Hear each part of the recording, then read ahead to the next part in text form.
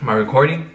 Yes, sir. Alright. Hey guys, welcome to a brand new video. What is this? But yeah, dude, today we're gonna be reacting to Mark Cuban, a billionaire, right? On the worst and best money he's ever blown. I feel like when he says best money, he's probably like, oh, I invested in this because he is like a businessman and shit. And if he says the worst, he's probably gonna be like, oh, I bought this yacht, you know? Because like buying a boat is like the worst shit ever. 1, 2, 3. Play. The moment I became a billionaire, I had just gotten out. Basically, I was naked, sitting on a chair just like this. And I just got up and I said, okay, I'm going to do my little naked billionaire dance. Hi, my name is Mark Cuban from Shark Tank and the Dallas Mavericks. That's a thing? Naked billionaire dance? And I'm here to tell you some stories. Shit, I'll do it. If I become a billionaire, I'll do it. I've done, and some of the in the middle of the street, aren't you? I've done. I got a lot of both.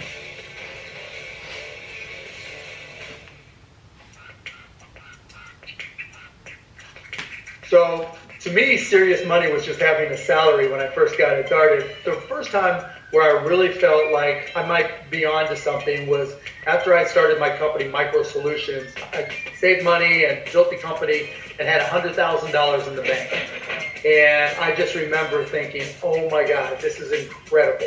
I didn't want to think that I was rich, but I didn't have to wear 2 for $99 polyester suits any longer. I didn't have to buy used clothes from Rethreads, the store here in Dallas. Okay. I could start making some choices on my own and not quite stress so much about getting credit cards cut up like I had, having lousy credit, all the stresses that come with, not having any money or not being sure you're going to have money. That's when I started to really feel like this was something special. Extravagant, let's see. The most extravagant thing I bought was a house. I bought the worst house in the best neighborhood. For $580. I thought homeboy was about to say like a mansion in the middle of fucking Hidden Hills. Or in the middle of fucking, or like somewhere in Beverly Hills. I bought a house. Which was way above what I could afford. But everybody always told me, buy more than you can afford and hopefully it'll appreciate. And as it turns out, I bought it at the exact wrong time in Dallas. I bought the house up here, and immediately all the values for the house just dropped. Down. The best money I ever spent was when I bought a lifetime pass on American Airlines. Right after I sold my first company, I got really, really inebriated with a bunch of my really good friends.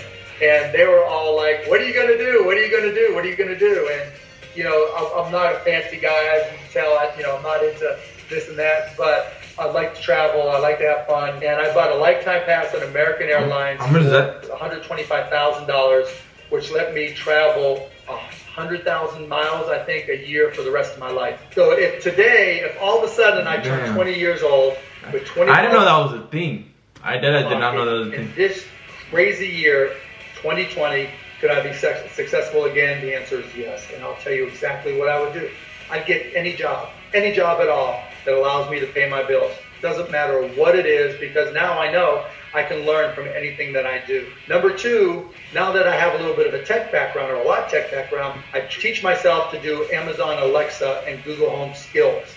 A lot of people have Amazon Alexa in particular, and they know how to use it generically, but they don't know how customizable it is. So I would, just like I did back in the days when I started Micro Solutions and I went to all these different retail stores, handing out my business cards saying, if you ever have questions or need help with PCs and computers, I'm your guy. I would do the same thing now. So particularly now with the pandemic, where we're trying to go touch-free.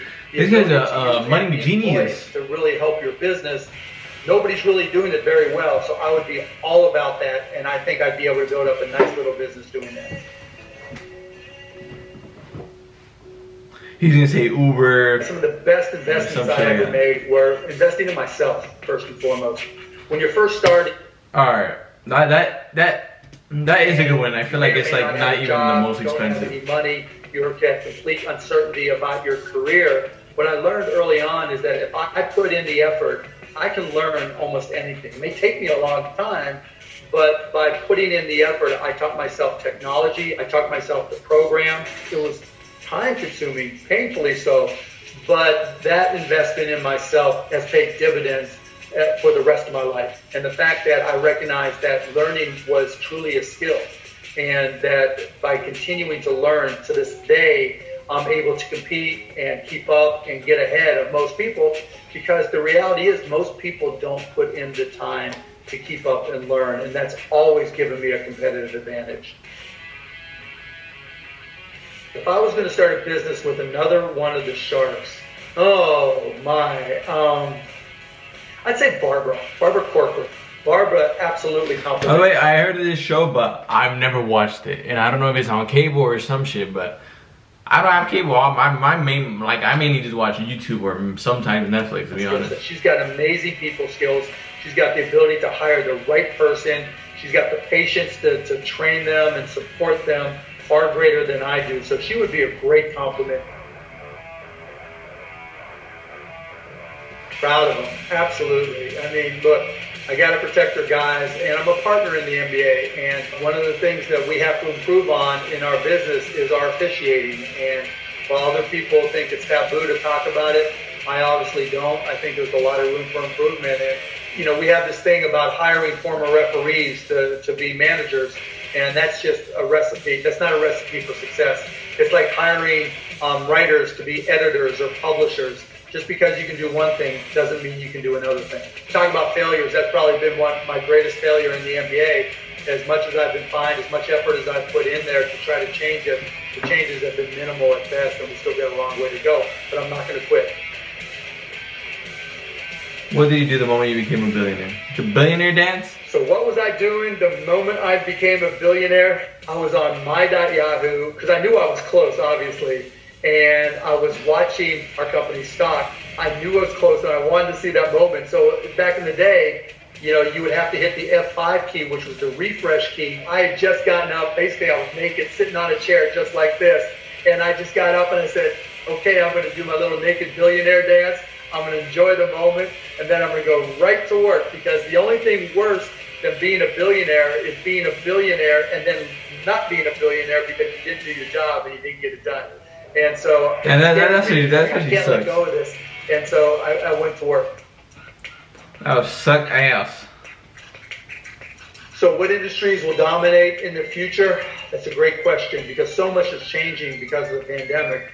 You know, as I just mentioned, I think ambient voice is going to be critical, because people are going to be very concerned about different touch points even after we have a vaccination. Utilities for work from home are going to be an opportunity.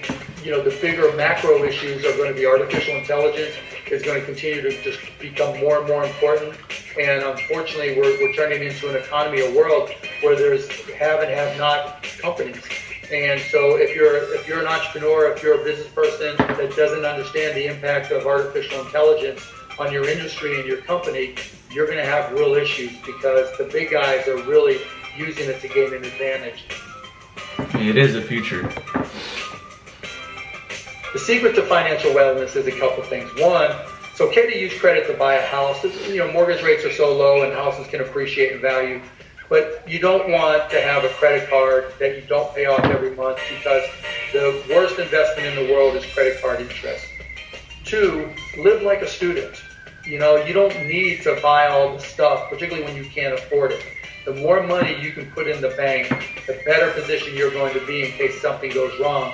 Three, once you're able to save, well, I used to say 6 months. Now, once you have a year of expenses saved up because of so much uncertainty with COVID, then you can start investing and putting it into something that can appreciate, like, you know, a low-cost mutual fund for the Standard & Poor's Index. And four, you know, negotiate. You know, people don't realize that, you know, it works sometimes just to pay in cash if you have it, or write a check if they'll let you, and negotiate the price down for things that you buy. And I don't do that so much now, just because people see me and the price goes up. What the But fuck? for the longest time, that's how I survived.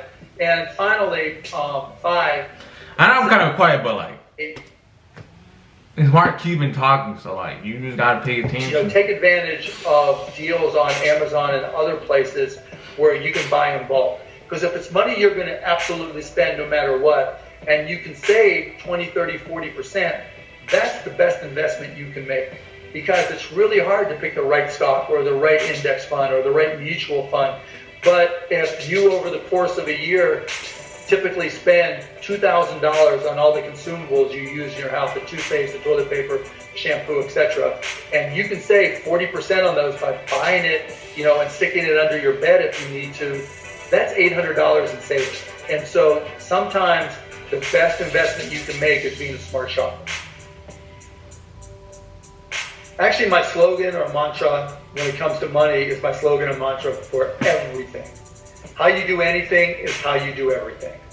You know, how you approach little problems is how you approach big problems. How you approach little investments is how you approach big investments.